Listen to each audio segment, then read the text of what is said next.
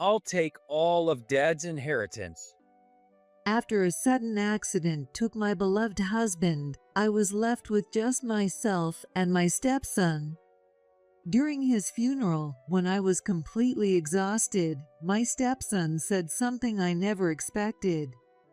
I had always put his happiness first, thinking of him since he lost his mom at a young age. It seems none of that mattered to him. You're not my family, so you're gonna have to leave this house. You see that shed next door? You can live there. It costs money to destroy the shed, and it's old, and it's just right for someone like you. I couldn't believe what I was hearing. That old shed was falling apart, with gaps letting in the wind. It was obvious no one could live there. He had said countless cruel things to me before, and I never once felt accepted as a mother. But this was just inhumane. Yet, I had nowhere else to go. What could I do? So I was kicked out and had to start living in that decaying shed. But little did I know, this shed would change both mine and my stepson's lives forever. Thank you again, Steve, I said as I took my husband's hand and got out of the car. Don't worry about it. Steve smiled. It was a scene I had grown used to. My name is Sarah. I'm a 64-year-old housewife. The man standing next to me is my husband, Steve. It's been over 30 years since we got married. We met at work. He was my boss, and I was his junior coworker. As a supervisor struggling with managing my team, I often turned to Steve for advice. We started meeting outside of work and eventually began dating. I was already in my 30s and had given up on the idea of marriage before meeting him. But I began to feel that I wanted to be with this kind, supportive man. Steve was actually divorced. When we met, he had an 8-year-old son, Mike, and was raising him alone. If I said I wasn't worried about it, I'd be lying. But being able to become a mother was a joy, especially since I was nearing the end of my childbearing years. Most of all, I believed I could overcome anything as long as I was with Steve. I was certain of it. And so, we celebrated our first anniversary together with these feelings in my heart. In a lovely restaurant with a view of the night skyline, Steve proposed to me. I might not be able to give you a luxurious life, but I promise I'll make you happy. He gave a wry smile. I couldn't be happier. I accepted his proposal without a second thought. And so we got married. However, we didn't have a wedding ceremony or go on a honeymoon. His son, Mike, was still in elementary school, and we thought it might be a bit cruel for a boy who had lost his mom. We both agreed on this decision, so there were no regrets. Having breakfast together as a family and occasionally going out on weekends. Those simple days spent together were more precious to me than anything. Then, when Steve reached retirement age, we decided to move to his hometown. The houses, passed down through generations, was old but very grand. And on the property, there was a large shed. It was dim inside, even during the day, and had a somewhat eerie feeling, so I rarely went in. But Steve always said repeatedly, This shed is important. At Steve's suggestion, we used it as a storage space for family keepsakes. I'm home, I said as I opened the front door. The old door creaked loudly. Silence. Noticing the sound, Mike, who was in the hallway, glanced over for a moment. Mike was supposed to come home today, and it seemed he had arrived earlier than planned. Oh, Mike, welcome back. You're early. but he ignored my greeting and headed upstairs. Hey, Mike, you could at least say hi to your mom. Steve, it's fine. I grabbed Steve's arm to calm him down as he raised his voice to follow. Mike, who was climbing the stairs, glared back at us. I've told you many times, I've never once thought of her as my mom. Don't talk like that. Who do you think took care of you all this time? Dad, did you have to take her on another useless hospital visit? Mike, there are things you can and can't say. At Steve's words, Mike let out a deep sigh and stormed off. I'm sorry, Sarah. Please don't pay attention to what he says. It's all right, thank you. Steve looked at me with an apologetic face. Mike had always been like this with me. According to Steve, he had been quite the mama's boy since he was little, and losing his mom must have been a tremendous shock for him. Since then, it's like he's become a completely different person, turning cold and distant. Maybe that's why he's never accepted me as his mom, never speaking to me since he was a child. I know my hospital visits are a burden on you. Don't worry about it. I'm doing this because I want to. Here. Steve extended his hand. I took his hand and stepped up into the house. I can't move my legs well. When I was younger, one hospital visit and some rehab once a year were enough. But after I turned 40, my condition worsened. Now, I go to the hospital several times a week, and with Steve's support, I manage to get by. Living alone would be almost impossible, both financially and physically. Mike must have been frustrated seeing my condition get worse and worse. You're in the way. He would push me aside when I went to the bathroom or deliberately hide my walking cane. As he grew older, his harassment toward me increased. Mike really loved his mom, didn't he? Yeah, he used to be such a kind boy who cared about his family. I just wish he'd be more manageable on the rare occasions when he comes home. Steve, don't worry. I'm just happy to be living with family. I wasn't just pretending to be strong. I truly felt that way. I was happy just to be with my family, to be with Steve. One rainy day, the sky was covered with large black clouds. Looks like the rain won't stop for a while. I wondered if Steve took an umbrella with him. With that on my mind, I went about my usual cleaning routine. At that moment, suddenly, the phone rang loudly. I have a bad feeling about this. I hesitantly picked up the receiver and put it to my ear. Hello. Hello, this is the Central District Fire Department. The fire department? Did something happen to my husband? My heart started pounding faster and faster. All the sounds around me faded away, and I felt utterly alone. A car skidded on the wet road and collided with your husband's car. Is my husband all right? Terrible thoughts flashed through my mind. I desperately tried to push those images away and waited for the firefighter's words. The car was severely damaged, and it appears that your husband has sustained serious injuries. No way. Your husband is being rushed to the hospital. Would it be possible for you to come to the hospital? Yes, I understand. I'll be there right away. After confirming the call had ended, I immediately called the taxi company.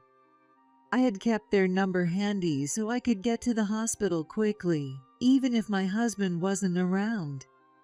Thankfully, a taxi arrived quickly. I held back my emotions, got in the taxi, and headed to the hospital. As soon as I arrived at the hospital, the nurses rushed toward me. "Are you his wife? This way to his room." I hurried to Steve's room, following their directions. When I opened the door, there was Steve, lying in a condition I couldn't recognize. He was hooked up to an IV and an oxygen mask, his body covered in wounds, blood seeping out. Are you his wife? Yes. Please stay calm. He sustained a severe head injury and there was bleeding in his brain. No. There's nothing more we can do. I know this is difficult, but please contact the other family members. It felt like something happening on TV. It didn't seem real. No, maybe I just didn't want to believe it. With trembling hands, I called Mike and other relatives to explain what had happened. Right after making those calls, Sarah, are you there? Steve, who was not expected to regain consciousness, called out to me. I rushed to his side and held his hand. It wasn't like the hand he always extended to me. It was weak, almost lifeless. I brought my face closer, not wanting to miss his faint voice. Sarah, I'm sorry. "It's okay, don't apologize." He gave a wry smile, just like when he had proposed to me. It was the same smile he always had, and tears began to fall. I was happy being with you. Thank you. "Me too, thank you." As I answered, Steve smiled with relief and closed his eyes. I knew this would be our last conversation. Shortly after, his heartbeat stopped and Steve was gone. Everything that followed happened so quickly. People came in turns, asking me to fill out various forms. There was so much to do that even though I had seen Steve pass away right before my eyes, I couldn't grasp the reality that he was gone. After all the formalities were finally settled, I waited for the taxi in the hospital lobby. Just then, my phone rang. It was a call from Mike. "Mike, what's going on?" I answered the phone, wondering. I had just called him right after Steve's passing, so it was strange that he was calling again so soon. "Hello, Mike?" So, about Dad's estate. Mike spoke in a calm and flat tone. I couldn't respond right away to the unexpected topic. "Estate? What do you mean?" Just like I said, we need to discuss what to do with Dad's estate. "Steve just passed away. Do we really need to rush into this?" Honestly, I hadn't had the time to think that far ahead. I'd like to wait until after the funeral to talk about it. What he said next took me by surprise. As always, you're useless and just in the way. "No way." Well, whatever. I'll handle everything. "Huh? What do you mean by everything?" Estate distribution. You're not my family, so don't interfere. Just wanted to let you know. "Wait, Mike." He hung up without giving me a chance to respond. I stood there, unable to process what had just happened.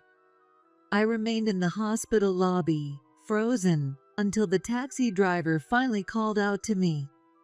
Afterward, we managed to complete his funeral, and all the relatives gathered at the house where Steve had lived. Steve, being one of the older family members, seemed to have been well liked by many. Many people expressed their gratitude to him. By the way, what will you do with this house? It must be lonely and too big for you to live alone, Sarah. Well, that's... When asked about the inheritance, I hesitated to answer. Mike said he'd handle everything, but what did he mean by that? Of course, I couldn't tell the relatives that, so I tried to dodge the topic. Apparently, hearing the conversation, Mike joined in. I'll inherit this house. What? As the eldest son, it seems right for me to take it over. We talked about it together. He said this with an odd smile. Maybe I was the only one who found it unnatural. Oh, I see. The relatives nodded in agreement. There was no discussion, nothing. But there was no point in arguing about it now. Trying to keep my suspicion off my face and go along with the conversation, even more unbelievable words came out. Sarah is going to live in the shed that Dad cherished. The shed. I never agreed to that. I had rarely gone into that large shed. The roof was peeling off, and the inside was falling apart, barely holding its shape. It was a very old building and looked like a ruin from afar. Mike kept pushing the conversation forward. When the relative stepped out for a moment, I confronted Mike. Wait, what do you mean by living in the shed? And we haven't even discussed his inheritance. I told you on the phone. I'll handle everything. That's not what I meant. Anyway, once this gathering is over, get out of the house. I'm going to live here.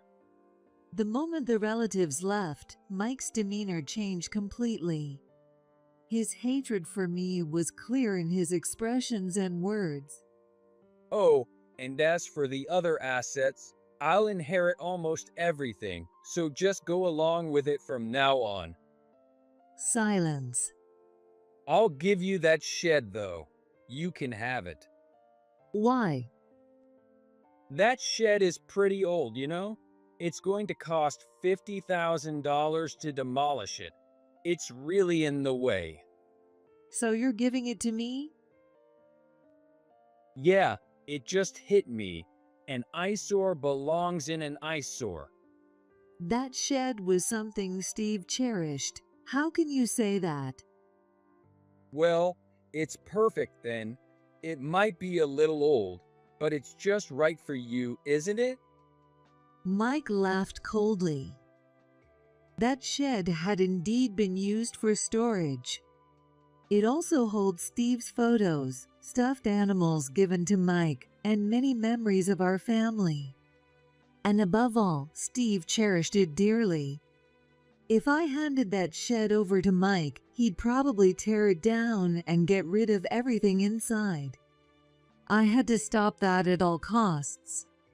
Suppressing my frustration, I decided to accept Mike's unreasonable proposal.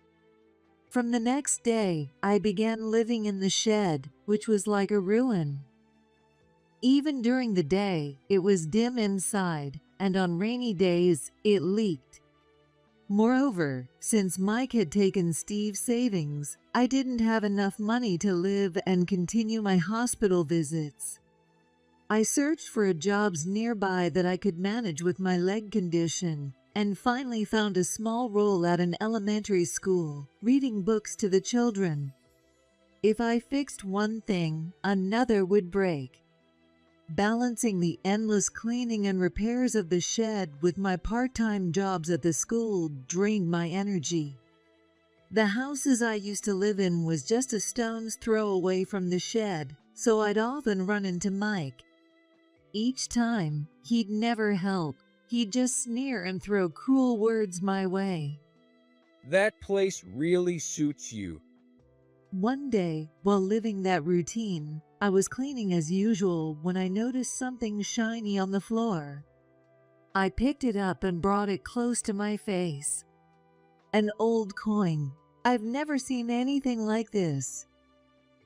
Curious, I decided to ask the teachers I had met through my part-time job at the elementary school. It's a very old coin. As soon as I showed the coin, the history teacher's eyes lit up. Is that so? Let me look it up. Look, See this? The teacher showed me the computer screen. There was a picture of the exact same coin, and it said it was worth hundreds of thousands of dollars.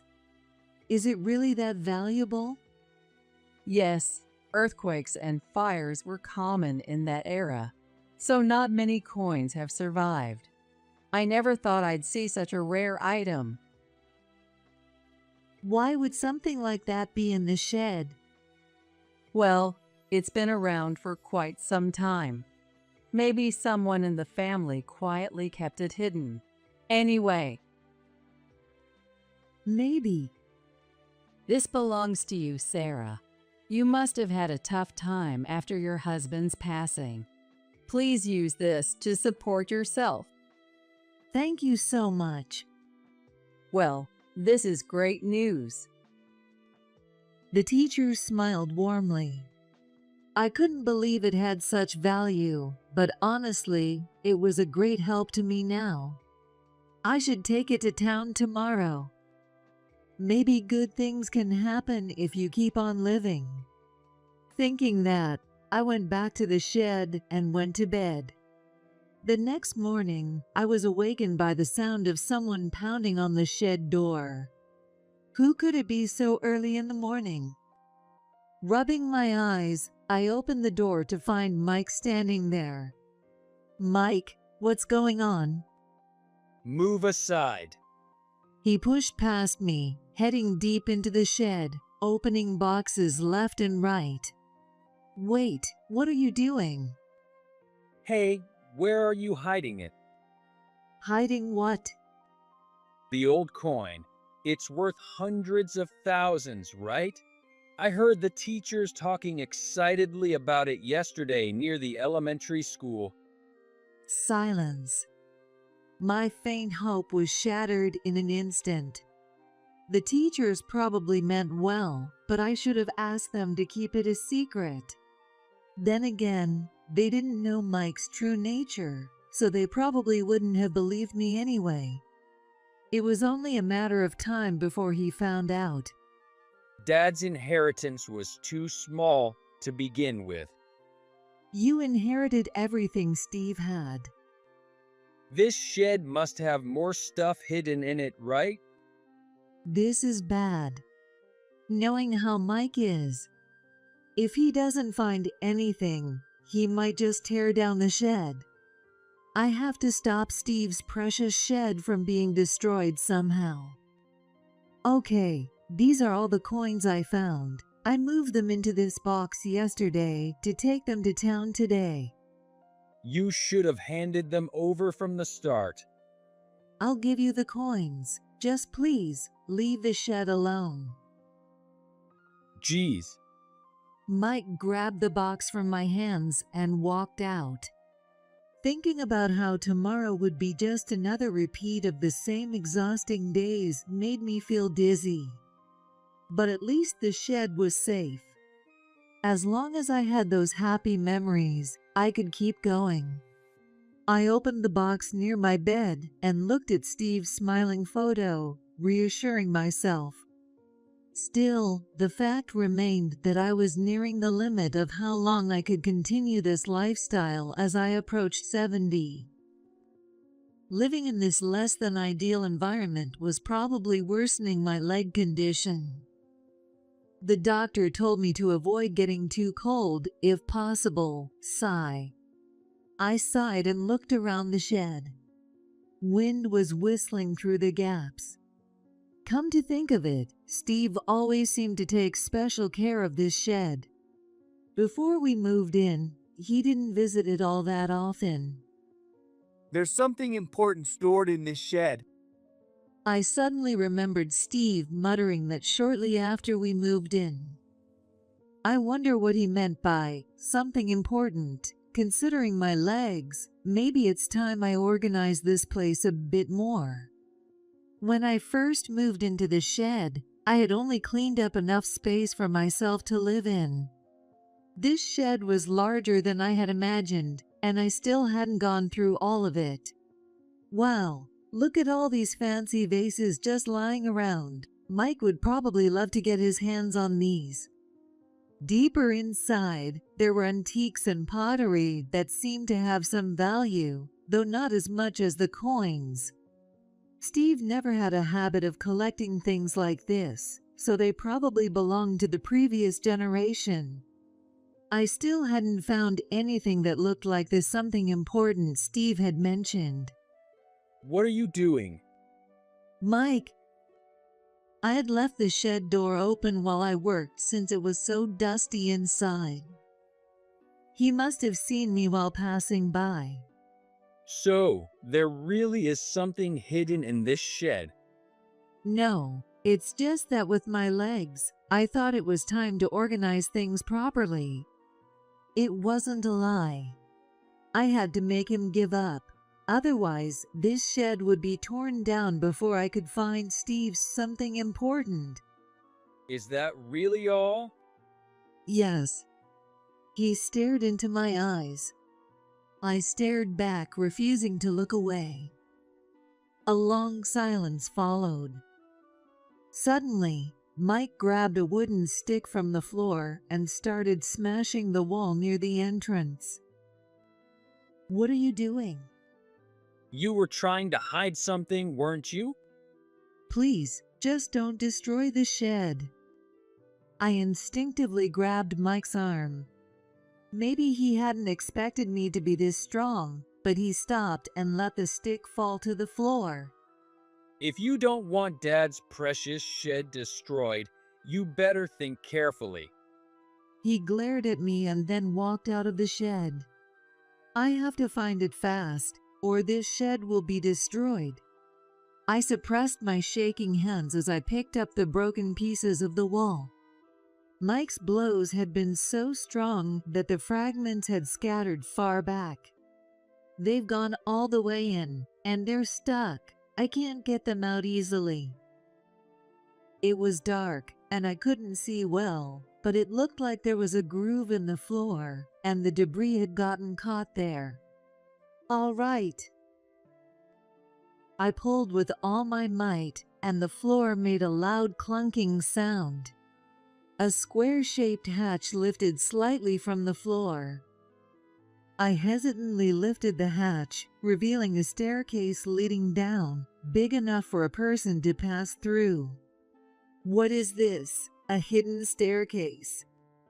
Steve had never mentioned anything like this. I peered down the staircase from above, but it was pitch dark, and I couldn't see anything. However, strangely, I didn't feel any sense of dread. I grabbed the flashlight I kept near my bed and decided to go down the stairs. After descending about 30 steps, I found a small room. It was an odd space with nothing but a table in the center. What was this room used for? As I shone the light and moved closer to the table, I noticed a small cardboard box on top.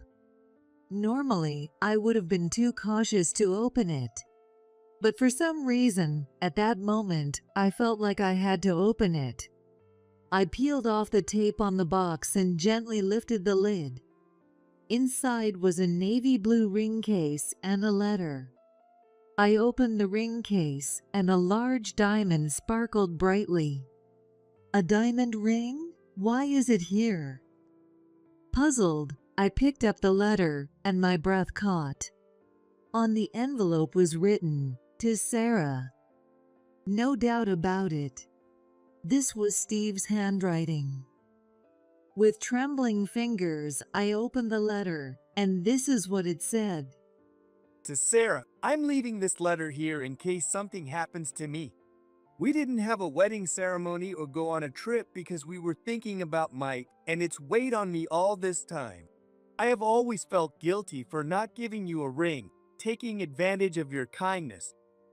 I'm not brave enough to give it to you directly, so I was planning to give you this ring on our 50th wedding anniversary.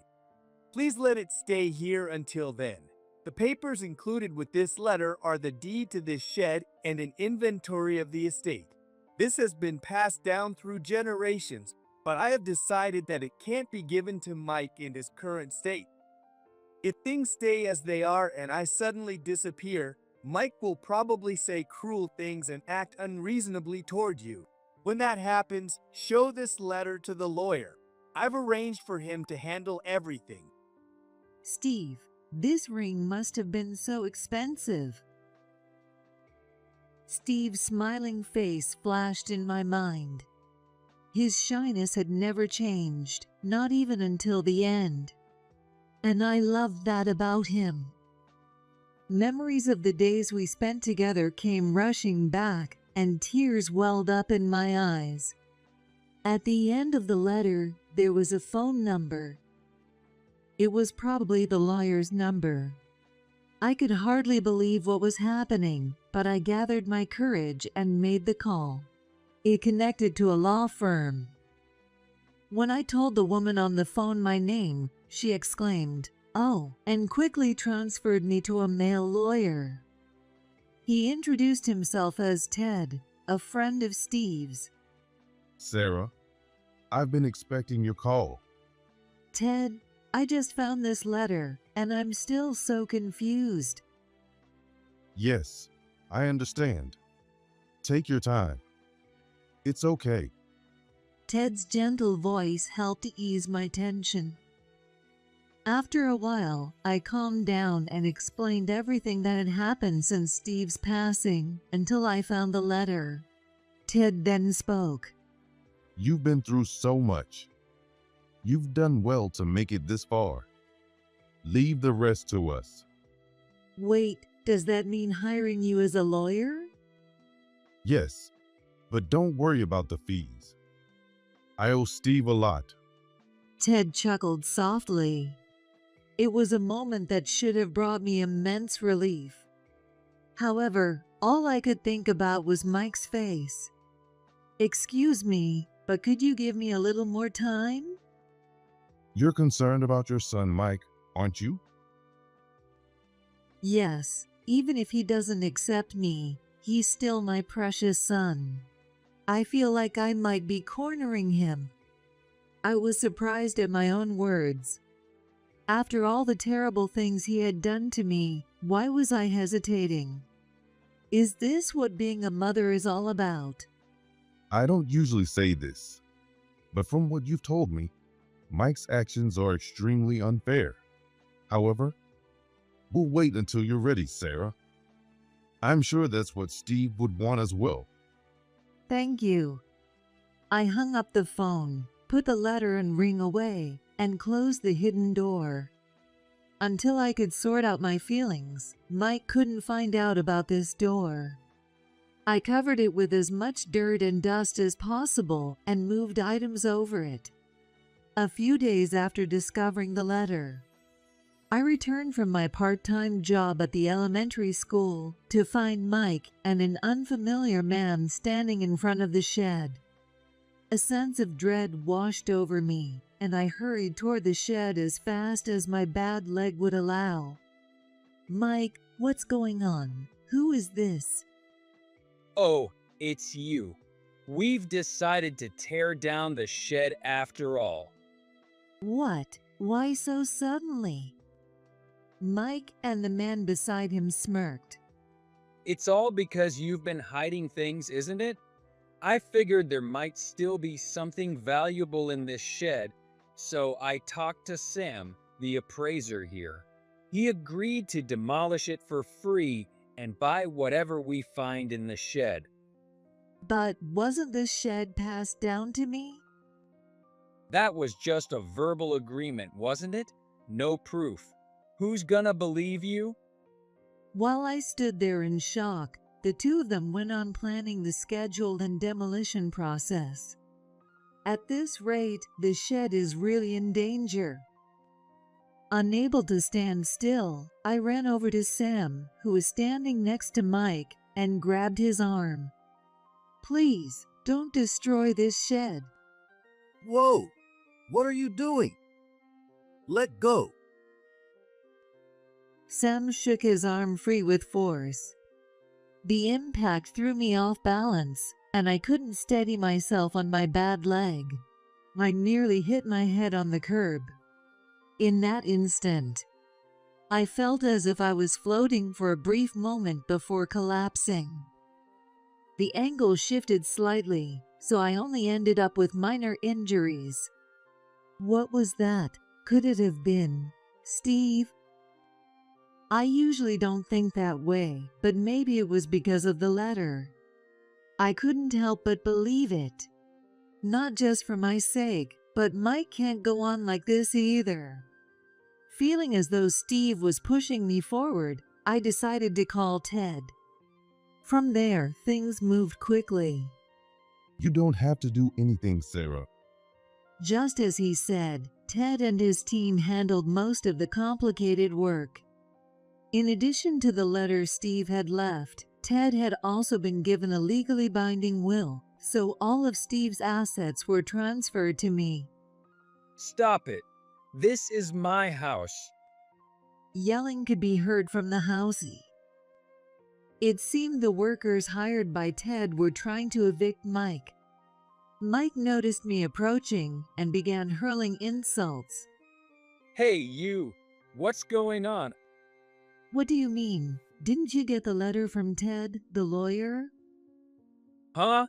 Who'd read such complicated paperwork?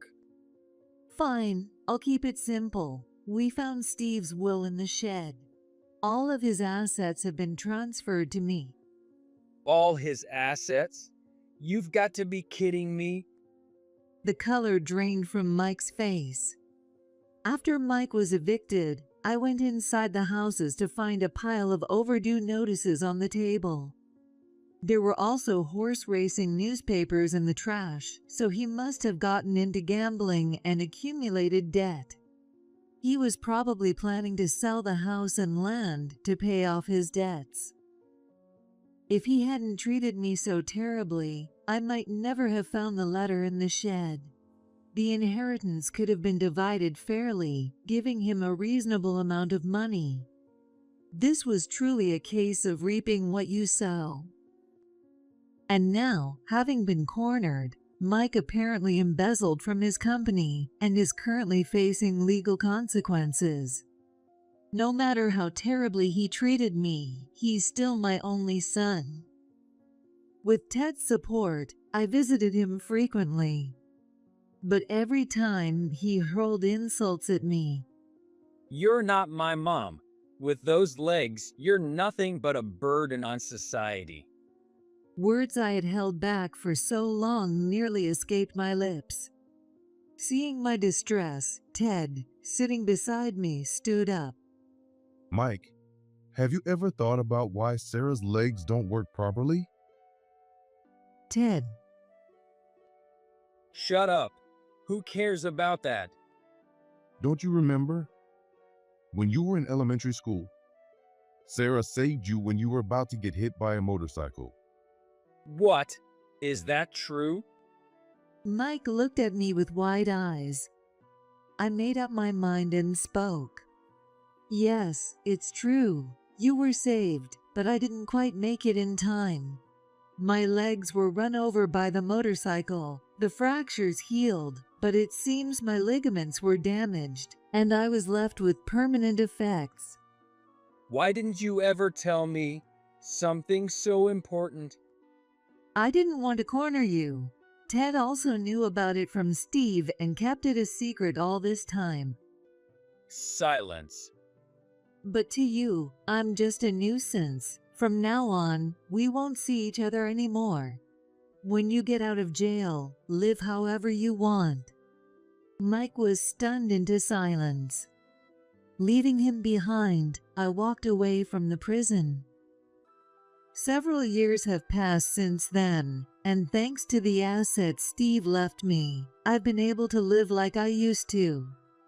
Of course, the shed remains just as it was, and on my left hand, the ring sparkles. One afternoon, the doorbell rang.